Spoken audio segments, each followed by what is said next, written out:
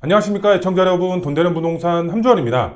네, 오늘 따끈따끈한 소식이 발표가 됐습니다. 어떤 소식이냐, 바로 정부에서 2024년도 세제 개편안을 오늘 바로 발표를 했는데요. 저희 채널이 무슨 채널인가요? 바로 돈 되는 부동산 채널이죠. 그래서 세법 개정안 중에 정말 돈이 될 수가 있는 부분, 바로 부동산 관련해서 어떻게 세법이 바뀌었는지 오늘 상세하게 알려드리도록 하겠습니다. 네, 그러면 바로 알아보도록 하겠습니다.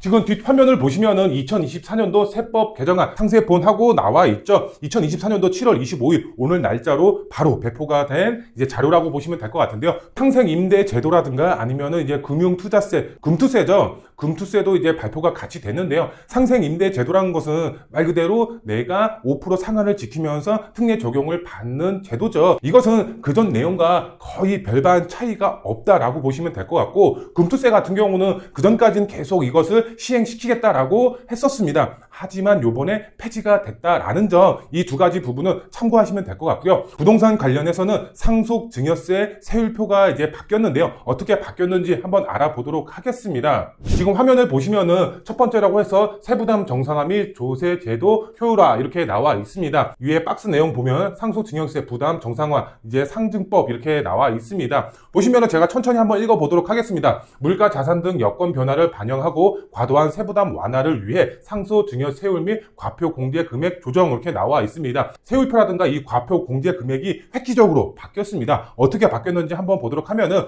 우선 이제 97년도 대비 물가 자체가 2배 이상 상승이 됐었습니다. 97년 대비 전국 2.2배, 수도권 2.8배가 상승이 됐었는데, 이 상속증여 세율 자체가 거의 20년 이상 계속 유지가 돼 왔었습니다. 그 전에 우리가 만약에 예를 들어서 20년 전이죠. 20년 전에 이 세율표를 갖고서 추진을 했다라고 했을 때는 그때 당시에 만약에 예를 들어서 1억이나 5억이라는 돈이 어떤 금액이었나요? 굉장히 큰 금액이었습니다. 그런데 지금 세율 자체 1억이라는 돈과 2억이라는 돈 자체를 지금과 과거와 비교했을 때는 엄청난 차이가 나죠. 그런데 이 세율 자체가 20년 동안 계속 변동 없이 지금까지 유지가 돼 왔었던 겁니다. 그렇기 때문에 지금 이 세율 자체를 변화를 줘야 된다라는 말이 계속 나왔기 때문에 정부 자체에서 이 세율 자체를 변화를 시킨다라고 보시면 될 것 같은데요. 어떻게 변화가 됐는지 한번 보게 되면은 상속증여 세율 및 과표 조정 이렇게 나와 있습니다. 최고 세율을 40%로 하향 조정하고 하위 과표 구간 확대 및 10% 세율 적용 구간을 1억에서 2억 원 이하로 이제 바꾼다, 이런 내용이 나와 있는데요. 제가 현행과 이제 개정안이 나와 있는데 제가 설명을 해드리도록 하겠습니다. 현행을 보시면은 과세 표준이 나와 있고 지금 현행입니다.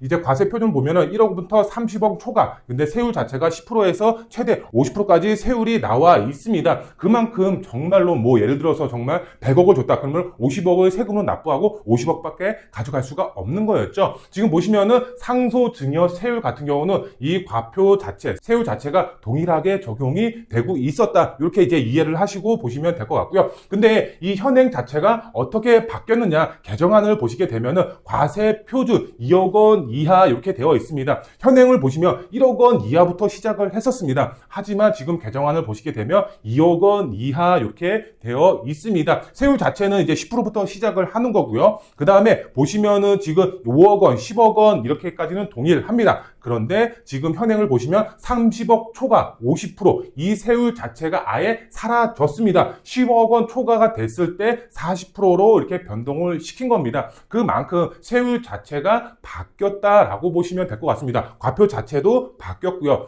여기서 예를 들어서 한번 설명을 해보도록 할까요? 우리가 2억이죠. 2억이라는 돈을 우리가 자녀한테 증여나 아니면은 상속을 한다라고 가정을 한번 해보도록 하겠습니다. 그러면은 우리가 이제 다들 이제 상속이나 증여에 대해서 알고 계시겠지만 기본 공제 금액이 있죠. 성인 기준으로 봤을 때 5천만 원입니다. 5천만 원까지는 기본 공제를 받습니다. 그러면 남은 금액이 얼마죠? 1억 5천입니다. 1억 5천만 원에 대한 과세 표준이죠. 이 과세 표준을 적용을 시키는 겁니다. 그러면은 과거 같은 경우는 1억 원 이하는 10%였죠. 그러면은 1억 이상이죠. 1억 5천만 원의 과세 표준을 적용을 해야 되니까 그러면 5억 원 이하기 때문에 얼마? 바로 20%의 과세 표준이 적용이 돼서 세율 자체는 20%로 적용을 받습니다. 그럼 20%면 얼마예요? 1억 5천을 증여를 한다라고 했을 때 바로 3천만 원이 되겠죠. 그런데 지금 현행으로 따졌을 때 2억 원 이하의 10%입니다. 그러면 우리가 1억 5천만 원이면 얼마죠? 지금 10%입니다. 그러면은 1,500만 원만 이제 세금으로 납부를 하면 되는 겁니다. 1,500만 원이 세이브가 되는 겁니다. 1,500만 원 정말 큰 돈입니다. 그렇죠? 그렇기 때문에 이 현행 자체가 정말로 금액 자체가 낮은 금액을 증여 상속을 한다라고 했을 때에는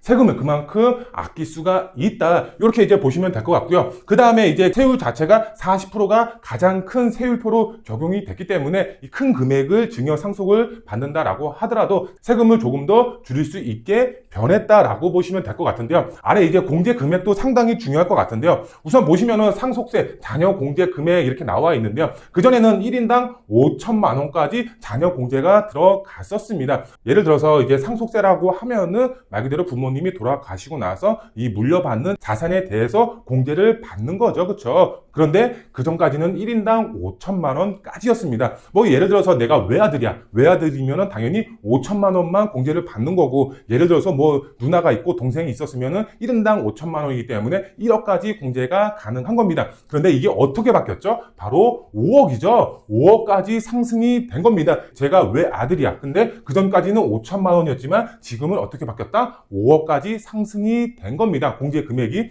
예를 들어서 누나나 동생이 있었다. 그러면은 10억까지 공제가 되는 겁니다. 그런데 상속 금액이 뭐 예를 들어서 15억짜리야. 15억짜리인데 누나하고 나하고 둘이 있어. 그럼 10억까지는 공제가 되는 거고 5억에 대해서만 상속세가 나온다. 이렇게 이제 보시면 될 것 같습니다. 5억이면은 5억 이하면은 얼마죠? 바로 20%의 세율을 적용을 받는 거다. 그전에는 얼마였어요? 만약에 15억이라고 가정을 했으면은 5천만 원까지였죠. 그럼 누나 5천만 원, 나 5천만 원, 1억 공제가 되는 겁니다. 그러면 과표는 몇 억인가요? 14억이죠. 그럼 14억의 가표를 지금 보게 되면은 지금 30억 원 이하 금액이 되겠죠. 그러면은 40%의 세율을 적용을 받는 겁니다. 엄청난 차이가 나는 거겠죠. 이 공제 금액 자체가 5억으로 상향이 된 게 정말 크다라고 보시면 되겠습니다. 부모님이 남겨주신 재산을 세금으로 정말 뜯기지 않고 어느 정도는 이제 자식들이 챙겨갈 수가 있는 금액이 커졌다. 이렇게 이해를 하시면 되겠습니다. 네, 그러면은 이 적용 시기가 언제인지도 굉장히 중요하겠죠.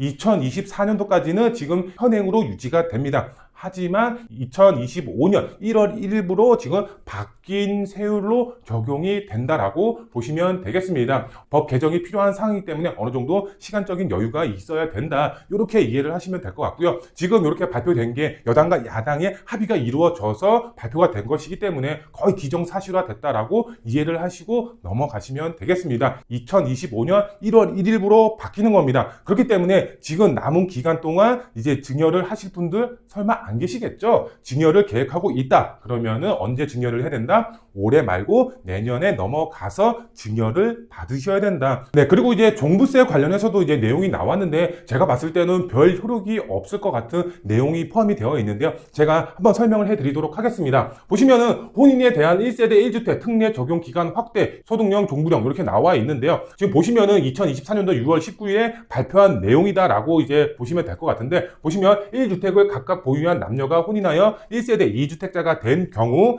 양도세 및 종부세 1세대 1주택 간주 기간을 확대했다. 그 전까지는 5년이었는데 이 확대된 기간이 10년으로 바뀌었다. 이 10년 안에 먼저 판 주택이죠. 예를 들어서 이제 제가 있고 그 다음에 결혼할 이제 와이프가 있다라고 가정을 하겠습니다. 저도 집이 한 채가 있었고 그 다음에 와이프 될 사람, 이 와이프 될 사람도 집이 한 채가 있었던 겁니다. 그런데 우리가 혼인을 해보고 나니까 어쩔 수 없이 2주택이 된 거겠죠. 그러면은 이 2주택을 갖고 있는 기간을 그 전까지는 5년 안에 한 채를 팔았으면은 비과세를 해주거나 종부세 합산 배제를 해준다라는 내용이었습니다. 그런데 이게 5년이 아니라 몇 년으로 늘어난 거죠? 바로 10년으로 늘어났다. 이렇게 내용을 이해를 하시면 될 것 같은데요. 근데 제가 봤을 때는 별 효과는 못 볼 것 같습니다. 왜 못 보냐? 청년들이죠. 청년들이 지금 돈이 많나요? 뭐 많은 분들도 있겠죠, 당연히. 근데 대부분 분들은 돈이 그렇게 많지가 않습니다. 남성 같은 경우는 군대 갔다 오고 취업하고 하고 그 다음에 월급 받아서 월급을 모아서 집을 마련한다? 솔직히 제가 봤을 때는 부모님이 도와주지 않는 이상 불가능합니다. 여성분들도 마찬가지고요. 근데 집이 한 채씩 있어서 결혼했을 때 두 채가 된다? 제가 봤을 때는 현 시점에서 솔직히 맞지 않는 그런 내용이지 않을까 이렇게 생각이 되고 있는데요. 보시면은 양도소득세, 양도가액 12억까지는 비과세를 해주겠다. 이 두 주택 중에 한 주택을 먼저 판 주택에 한해서다라고 이해를 하시면 될 것 같고, 종합부동산세 기본 공제 12억 원 미 고령 장기 보유자 세액 공제 최대 80%까지 적용을 시켜주겠다. 그 전까지는 5년이었죠. 근데 이제 10년으로 늘어나면서 보유를 하고 거기에 또 거주까지 했으면은 80%, 40%씩 해서 80%까지 장기 보유 특별 공제를 받으실 수가 있다. 근데 고령까지는 힘들겠죠. 젊은 분들이 결혼했는데 고령자는 아니니까. 그래서 장기 보유 특별 공제라든가 아니면은 비과세 부분에 대해서 12억까지는 공제를 받을 수가 있다. 이렇게 이해를 하시면 되겠습니다. 하지만 별 효과는 없을 것 같다. 네, 오늘 2024년도 세제 개편안이 나오면서 세제 개편안이 어떻게 바뀌었는지에 대해서 시청자분들에게 설명을 해드리는 시간 가졌습니다. 솔직히 제가 봤을 때는 큰 내용은 없었습니다. 상속증여세라든가 아니면은 이제 혼인했을 때 종부세 내용이라든가 상생임대인이라든가 아니면은 금투세가 바뀌는 내용, 이런 내용이 이제 주된 내용이고, 다른 부분들도 상당히 많이 있지만 부동산 관련해서는 이 정도가 다다 이렇게 보시면 되겠습니다.